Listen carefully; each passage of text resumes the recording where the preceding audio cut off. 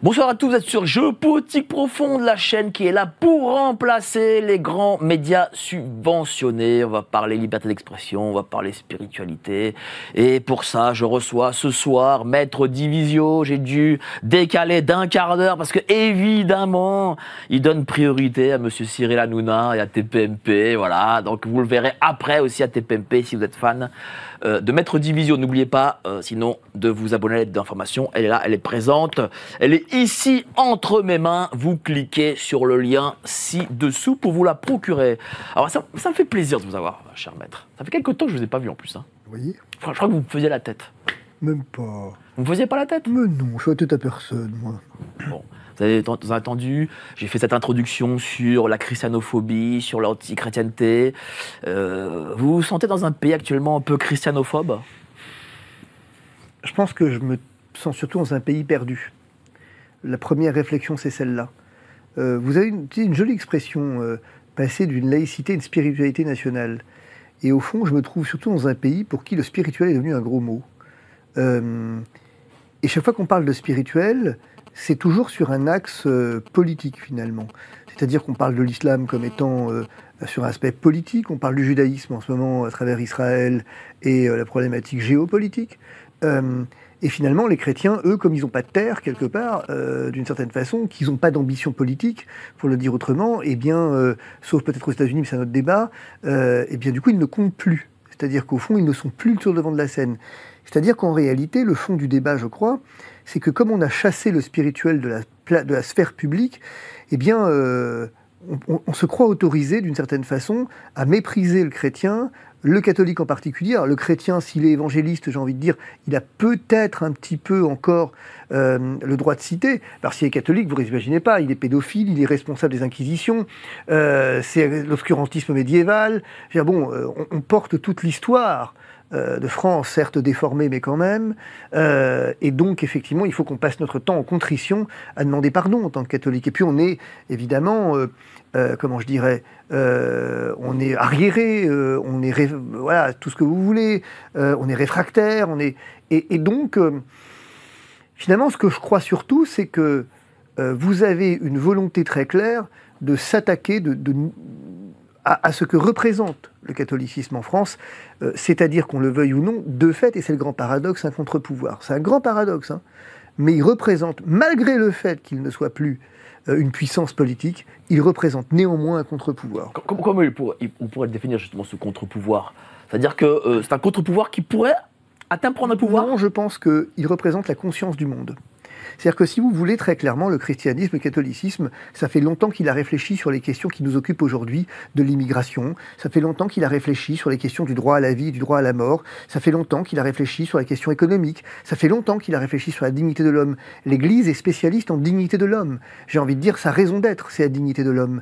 Et ça fait longtemps qu'elle a réfléchi à ces questions. Oui, mais quand le pape a les mêmes arguments que les mondialistes, qu'est-ce qu'on peut se dire? On ne se dit pas grand-chose, parce que finalement, l'Église, elle ne se limite pas à la parole du pape, d'une certaine façon. La doctrine de l'Église, elle est fixée depuis maintenant au moins 100 ans sur la question des migrations, depuis en tout cas au moins Pie XII, par exemple, pour reprendre cet exemple. Et donc, on sait aujourd'hui que la parole du pape François, finalement, elle est assez marginale dans la position de l'Église.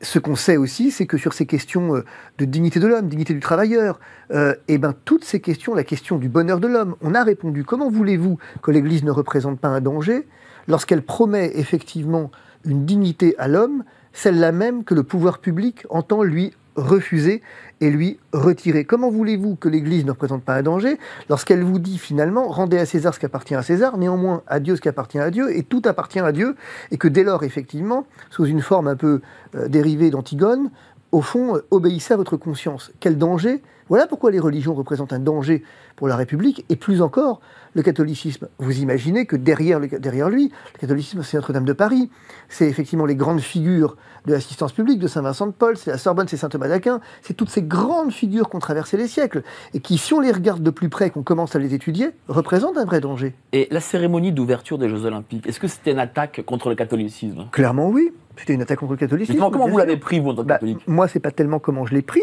Je l'ai pris évidemment comme ça, mais je vous rappelle quand même que j'ai exercé un recours, enfin 2 recours en l'occurrence, pour à peu près 1000 personnes contre cette cérémonie d'ouverture, passant d'archevêques métropolitains à simples citoyens, en passant même par des musulmans qui se sont sentis offensés, parce que vous le voyez bien, c'est ce que je vous disais, vous voyez bien que finalement, l'intangibilité de la dignité de l'homme, eh bien, elle s'oppose à toute cette doctrine LGBT qu'on cherche à nous imposer, et l'Église, de façon unanime, vous explique qu'il y a une égale dignité entre l'homme et la femme, mais qu'il y a une complémentarité dans le couple, et refuse l'amalgame, effectivement, des couples de même sexe, ou tout ce que vous voulez.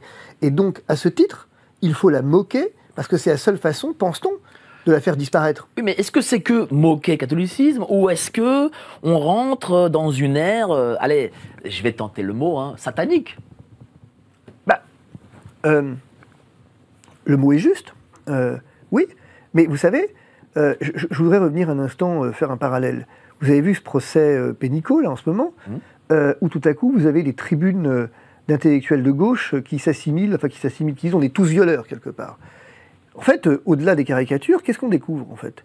On découvre le mal, l'objectivité du mal. On découvre l'horreur du mal. C'est quand même rassurant, parce que finalement, depuis Sartre, on pensait que le mal était une question de point de vue et qu'il n'y avait pas de mal objectif. Mais la vérité, c'est qu'il y a un mal objectif, et vous avez raison de souligner effectivement cette ère du satanisme. Alors, vous savez que, littéralement, le diable, quand on regarde en grec, le diabolos, c'est celui qui divise. Vous avez d'un côté l'unification, il faut bien représenter, c'est intéressant ce que vous dites d'ailleurs, parce que sur le plan du christianisme, le Christ est celui qui unit, dire véritablement. Soyez un comme votre Père et moi sommes un. Il y a vraiment cette unité. Ce qui fonde le christianisme, c'est l'unité. Ce qui fonde la société actuelle, et vous le voyez bien, c'est la division. Or, la division, c'est le diable, le diabolos. Donc, au-delà même de l'aspect théologique, vous voyez bien qu'il y a un combat spirituel, vous voyez bien qu'il y a un combat anthropologique. Vous avez d'un côté l'unité, l'Église est celle qui fait l'unité, et vous avez de l'autre, effectivement, le monde, qui, lui, est dans une permanence d'opposition des uns et des autres, de division. Oui, la division, on la voit, en tout cas, elle est accélérée depuis la crise sanitaire. Enfin, je ne sais pas si vous le sentez. Moi, je vois, je vous dis, sans être complotiste, pour utiliser un mot à la mode, mais je remarque depuis la crise sanitaire une accélération de toutes les crises.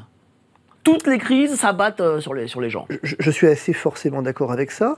Je crois qu'on ne mesure pas encore le traumatisme qu'a représenté cette crise sanitaire, si tant est qu'elle fut sanitaire, au sens où effectivement, on a enfermé des gens, on a discriminé des gens. On parlait de division tout à l'heure. Est-ce qu'il y a un moment plus fort dans l'histoire récente où on a quand même divisé la population en deux sur des critères au demeurant de santé? Est-ce qu'on est allé jusqu'à vouloir enfermer les non-vaccinés? Faut voir jusqu'où on est allé. Quand l'histoire nous jugera sur le narratif, je veux dire, l'apartheid, qu'on a un mot qu'on a beaucoup utilisé, dont on nous a beaucoup voulu, mais qu'est-ce que c'est d'autre que l'apartheid, la séparation? On a véritablement utilisé des techniques diaboliques, qui sont des techniques de division. On a dressé une partie de la population contre l'autre, on a pointé du doigt cette même partie de la population en l'accablant de tous les maux. Comment voulez-vous vous relever de ça? On ne peut pas se relever de ça, c'est fini. L'unité, si tant est qu'elle ait existé avant, ce que je ne crois pas, elle a été définitivement enterrée avec cette crise sanitaire, et on ne peut pas se relever de ça, sauf la seule façon qu'on aurait de se relever de ça, c'est par une démarche pénitentielle collective, où effectivement, une espèce de demande de pardon, et avec un repentir collectif, en se disant, il y a quelque chose de possible, il y a un renouveau de possible. Mais à partir du moment où vous assumez, et que non seulement vous assumez, mais que vous faites taire encore tous ceux qui hier étaient discriminés et vous essayez de faire taire leurs paroles parce que précisément elles vous dérangent, vous ne pouvez pas vous en sortir. Mais aujourd'hui, vous revenez sur le plateau de TPMP, enfin, on le voit assez souvent. Est-ce que ce repentir sur ce plateau existe? Est-ce que, parce qu'il y a des gens parmi eux, alors je ne connais pas leur nom, je suis désolé, mais qui ont été des fervents défenseurs des mesures de l'État. Est-ce qu'avec eux, peut-être, le repentir existe aussi? Je crois que c'est intéressant ce que vous dites, parce que oui, d'une certaine façon. C'est-à-dire que moi, j'ai des gens qui me disent hors plateau, peu importe qui, mais qui me disent hors plateau, a quand même... alors que moi, je dis rien à ce sujet. C'est-à-dire que même moi, je suis plus en retrait qu'eux, en disant, quand même, autour de moi, les vaccinés, je m'inquiète, parce qu'il y a quand même une hécatombe, là. Ça tombe comme des mouches, il y a des cancers un peu partout. Alors, ils font pas tout de suite le lien, mais on sent que ça les chafouine, quoi. Ils me demandent mon avis. Et du coup, on s'arrive dans une position où c'est moi qui suis en retrait. Où je dis, attends, moi je fais pas ces liens-là, moi, c'est pas à moi qu'il appartient de venir porter un jugement sur ça ou ça. J'ai toujours gardé une position rationnelle, je ne vais pas m'en départir maintenant. Mais quand même, on constate, et une espèce de dire oui, mais quand même. Puis quand même, on reconnaît aujourd'hui que j'avais raison sur un certain nombre de choses, parce que on est obligé de le constater. On constate que ceux qui ont porté cette parole, Béatrice, Rosen, moi ou d'autres encore, Myriam ou d'autres, eh bien effectivement, avions raison finalement. Alors évidemment que publiquement c'est compliqué à dire, mais n'empêche qu'on commence à l'entendre. En privé, c'est évident aujourd'hui. En privé, c'est évident. En privé, c'est évident. C'est drôle parce que, visiblement, en privé, c'est possible, en public, c'est pas possible. Pourquoi? Est-ce qu'il y a encore la chape de plomb sur cette liberté d'expression qui fait que dire des choses qui vont hors du politiquement correct, ça vous met en dehors des clous sociaux? En partie, oui. Puis il y a une volonté de plus y revenir. Il y a une volonté de mettre ça sous le boisseau en se disant, effectivement, j'y pense pas. C'est une réalité, c'est-à-dire que c'est une vérité de dire ils ont peur. Je crois qu'aujourd'hui ils ont vraiment peur. Peur d'avoir fait une connerie, peur effectivement parce qu'ils sont vaccinés, donc peur d'avoir fait une connerie. Ils entendent ça et là, alors ils y croient pas, ils y croient à moitié, un jour ils y croient, un jour ils y croient pas. Est-ce que eux aussi vont être touchés par un cancer? D'un côté, leur raison leur dit non mais bon, c'est une coïncidence, tous ces gens qui sont mais finalement quand même ils entendent des discours de l'autre côté, alors complotistes, on l'a dit tout à l'heure, il faut faire attention à ce mot, mais discours effectivement qui consistent à dire attention, il y a quand même des constatations autour d'un... Voilà.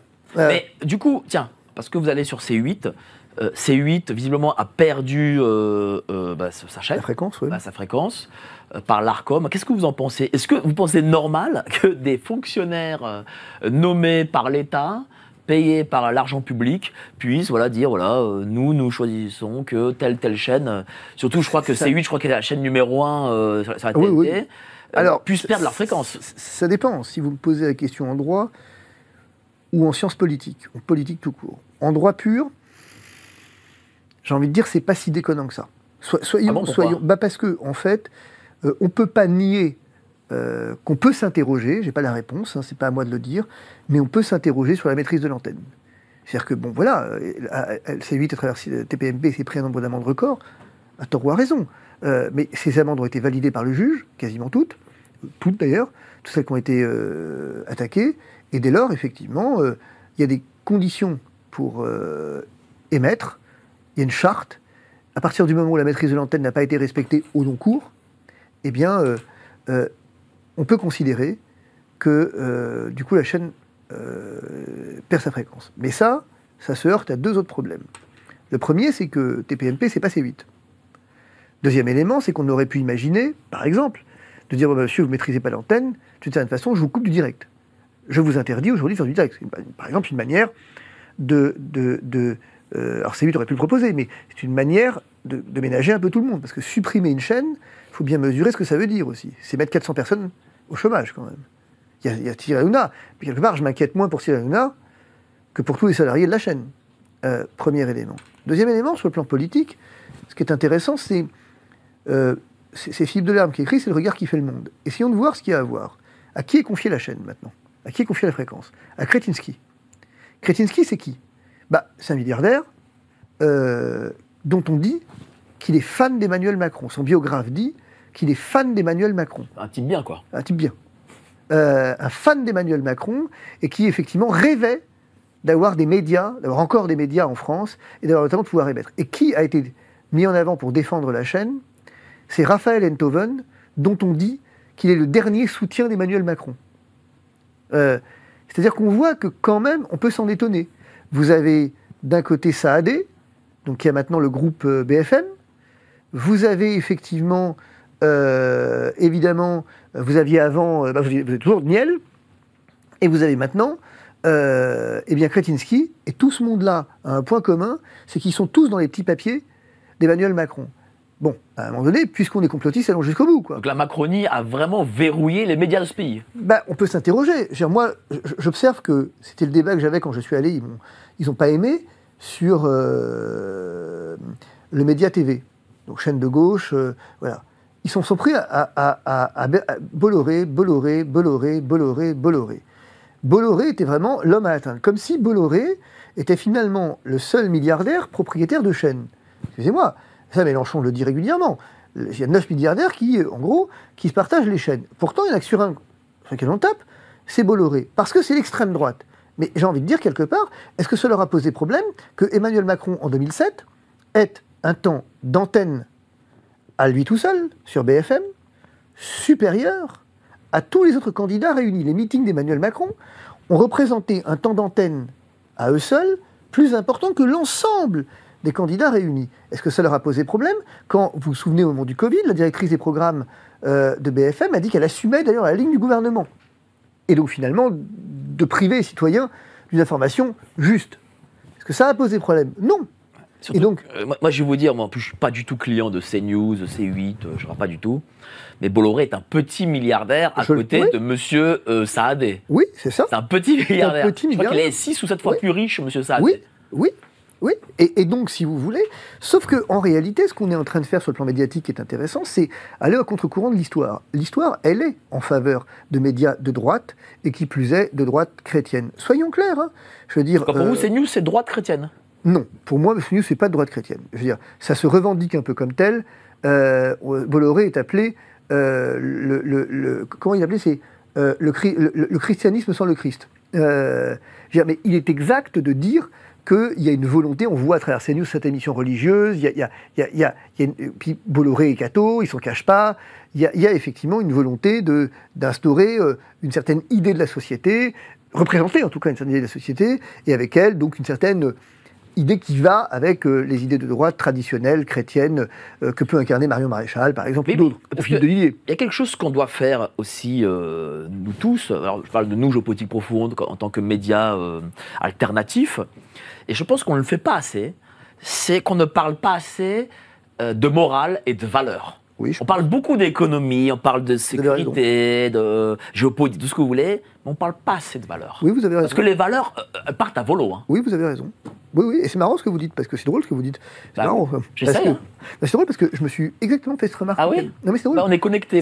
Non, mais vous rigolez, mais c'est drôle que vous disiez ça, parce que je pense que c'est un vrai sujet. Bah oui. C'est-à-dire que... Mais regardez, vous avez parlé de l'affaire Pellico. C'est ça. Hors antenne, c'était hors antenne qu'on a parlé. Il y avait cette affaire Pellico, d'autres affaires. Et on voit que les mœurs et la moralité de ce pays sont totalement inversées dorénavant. Vous avez 100% raison, et je crois qu'en fait, vous savez, c'est là où on a une question fondamentale. Je crois, et vous l'avez vu à travers cette émotion suscitée par le meurtre de Philippine. Philippine, pourquoi ça a presque plus touché que Lola ou d'autres, et c'est pas une course, hein, mais parce que Philippine, elle incarnait quelque chose. Le scoutisme, c'est le don de soi, le christianisme et le groupe de prière et l'Eucharistie dominicale, une jeune femme qui encore incarne une certaine idée de la morale, non surtout pas que les autres victimes ne l'incarnaient pas, et c'est pas du tout mon propos, mais ici c'était manifeste, une certaine élite bourgeoise qui est la détestation de l'extrême gauche, c'est très clair, mais qui néanmoins a forgé la France. C'est les familles de Villiers, c'est toutes ces grandes familles, ou petites familles, disons, mais qui ont effectivement des valeurs, comme vous dites. Et moi, je crois, voyez-vous, que l'enjeu, et vous avez raison de le souligner, et les médias alternatifs le font pas, et le font pas assez, à mon avis, c'est notamment quel est le regard chrétien qu'on peut avoir sur le monde. On peut pas. Voyez-vous, c'est ça qui me gêne chez Zemmour, par exemple. Zemmour dit: ah, on est de tradition judéo-chrétienne. Alors, judéo, j'attends toujours. Non, mais on n'est pas judéo-chrétien, c'est pas vrai. Vous avez raison. Voilà. Judéo-chrétien, je ne savais pas que Notre-Dame a été construite, effectivement. Je ne savais pas que Notre-Dame était une synagogue. Et que Jeanne d'Arc était juive. Mais on est de tradition chrétienne. Il faut l'assumer à un moment donné. Et non seulement chrétienne, mais catholique. Pourquoi on a peur de prononcer ce mot catholique ? Je veux dire, il y a quand même quelque chose. La France, fille aînée de l'Église depuis le baptême de Clovis, on peut quand même en parler un moment, ça a façonné toute l'histoire de France. De la même façon que Constantin, avec l'édit de Constantin, effectivement, a introduit la Pax Christiana, a mis fin aux persécutions de l'Église, c'est quand même tout à fait substantiel. Et, cependant, ce qui me dérange, c'est que pour lui et pour ces gens, d'une certaine façon, le christianisme, c'est une valeur politique. C'est plus que ça, le christianisme. C'est d'abord une façon de vivre. D'abord, c'est une rencontre avec le Christ, mais c'est autre chose. C'est une façon de vivre. C'est, effectivement, vous avez raison, que c'est dégager de là tout un corpus, finalement, moral, mais même ce mot moral, est-ce qu'on a encore le droit de le prononcer, ce mot moral ? Je veux dire, il n'y a plus de morale, puisque finalement, maintenant, chacun a la sienne, et donc il n'y a plus de morale universelle. Sauf que les sociétés, ça se construit sur la loi naturelle. C'est ça qui les font perdurer, et c'est ça qui les font exister. Mais vous voyez bien ces attaques, les attaques sur cette moralité, sur ces valeurs, sur cette inversion. Regardez, ne serait-ce que sur nos enfants, sur nos jeunes, à qui on demande de quel genre ils se sentent. C'est une attaque, ça aussi. Oui, mais quel genre de jeunes vont grandir? Posez-vous la question de savoir de qui est-ce que c'est la faute. C'est une question extrêmement intéressante. C'est de la faute, évidemment, du diabolos, on a dit, du diviseur au sens anthropologique, mais est-ce que finalement, ce n'est pas aussi la faute des chrétiens tout court? À quel moment les chrétiens sortent du bois? On entend beaucoup parler, effectivement, de l'islam et de sa capacité à montrer son existence à travers des signes et tout ce que vous voulez, à quel son prosélytisme, peu importe que ce soit fondé ou pas. Mais à quel moment est-ce que finalement le christianisme, lui, continue d'exister? À quel moment il se dresse comme un i pour dire là, il y a un problème, là? Bah, vous avez raison. Hier, j'étais à la manifestation en faveur de Philippines et 500 personnes, c'est pas énorme quand même. Profil et sans caricaturer, profil un peu traditionnel, on va dire. Et c'est tout. C'est-à-dire que visiblement, ce type de meurtre ne touche pas au-delà d'un certain clivage, en fait. Oui, c'est tout le problème. Mais allons au-delà. Est-ce que nous n'avons pas une responsabilité collective, vous, moi, tout le monde, tous ceux qui ont un peu de visibilité, au fond, de venir aider les gens à penser, de les aider à construire un raisonnement? Vous savez, c'est ce que j'expliquais sur TPMP, où on passe quand même pas mal de choses, hein, mine de rien, sur TPMP, où je parlais effectivement d'Hannah Arendt et de Eichmann à Jérusalem, et de ses écrits de fin d'existence, en 1978, vous savez qu'elle a découvert qu'en fait, ce qui caractérisait Eichmann, et pourquoi est-ce qu'on était arrivé là? Pourquoi est-ce qu'on arrive en dictature, en tout cas à un moment donné, est-ce qu'on arrive à obéir bêtement, je sais pas, mais en tout cas, parce qu'on est passé le bête là, mais obéir à ce point sournoisement, c'est parce qu'on s'empêche de réfléchir. Et qu'elle disait, à la fin de sa vie, elle disait, former les intelligences, former à la raison. Il y a une part de vrai là-dedans, il y a une part de vérité. Qui s'occupe de former les gens? L'école ne le fait plus. Mais qui le fait, du coup? Nous, qui avons tous une visibilité, est-ce qu'on apprend encore aux gens à réfléchir? Les parents le font de moins en moins. Les parents le font de moins en moins parce qu'eux-mêmes ne savent plus le faire. Ils ont été effectivement déformés et qu'on est tellement abrutis d'informations à tout va que c'est compliqué. Mais d'autre part, est-ce qu'on osera effectivement dire à nos enfants que nous sommes une société fondée, vous l'avez dit, sur des valeurs et sur une morale, et pourquoi tout ne se vaut pas? Pourquoi le relativisme de Sartre est un danger majeur pour l'existence? Est-ce qu'effectivement, on est encore capable de le dire? Mais pour ça, il faut être un minimum formé. Et vous appelez à la mise en place d'un euro numérique. Absolument. Nos élites déroulent leurs plans contre nous.